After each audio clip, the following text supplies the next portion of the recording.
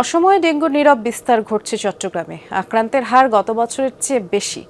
সবশেষ এক সপ্তাহে 4 জনের মৃত্যু হয়েছে। বন্দরনগরীতে 15টি হটস্পট চিহ্নিত করেছে স্বাস্থ্য বিভাগ। ডেঙ্গুর প্রকোপ বৃদ্ধির জন্য 3টি কারণ দায়ী বলছেন বিশেষজ্ঞরা। নতুন ব্লেন্ডে আরো রিচ অ্যারোমায় সেলন ফ্যামিলি ব্লেন্ড টে।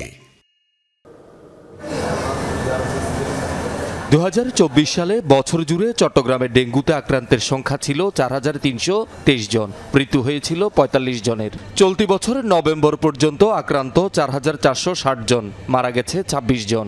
পরিসংখ্যান মতে মৃত্যুর হার কিছুটা কমলেও আক্রান্তের হার গত বছরের চেয়ে বেশি।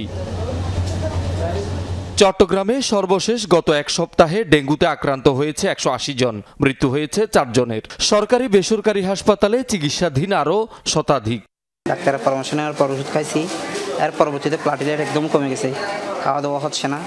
এরপরে ডাক্তার বলতেছে মেডিকেলে চলে আসুন। গত শুক্রবার থেকে আমার গায়ে জ্বর ছিল, ওই তাৎক্ষণিকভাবে একটা ডাক্তারকে দেখাই, ডাক্তার দিছে যে আমাকে ডেঙ্গু পরীক্ষা মানে আর্জন করে ডেঙ্গু পরীক্ষা দিই, ডেঙ্গু পরীক্ষা পজিটিভ উঠছে। একটা জ্বর হলে সপ্তাহের মধ্যে কমে যায়, এরকম করছে। এবার তো জ্বর উঠে আর পরে এরকম লাস্টে দেখতেছি না জ্বর কমতেছে না, এরপর দেখতেছি ওর চোখের অবস্থাও ফুলে যাচ্ছে, গায়ে শরীর ফুলে যাচ্ছে। প্রথমে দেখছিলাম ওষুধ খেয়ে ঠিক হয়ে যায় কিনা, এরপর যখন ঠিক হয় না তখন ডেঙ্গু পরীক্ষা করাইছে আর কি।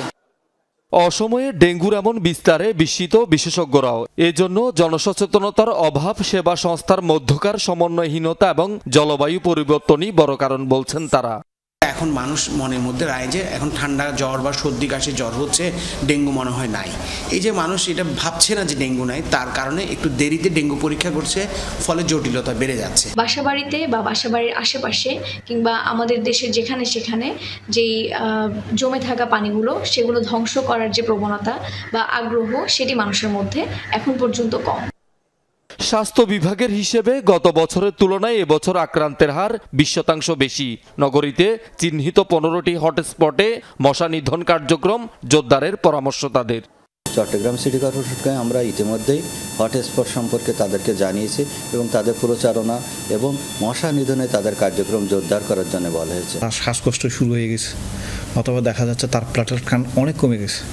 এই সিচুয়েশনে আমাদের এখানে রোগীগুলো রিপোর্ট করে, যখন ওরা দেরিতে আসে তখন ওদের ম্যানেজমেন্ট একটু জটিল হয়ে যায়। শহীদুল সুমন, যমুনা নিউজ, চট্টগ্রাম।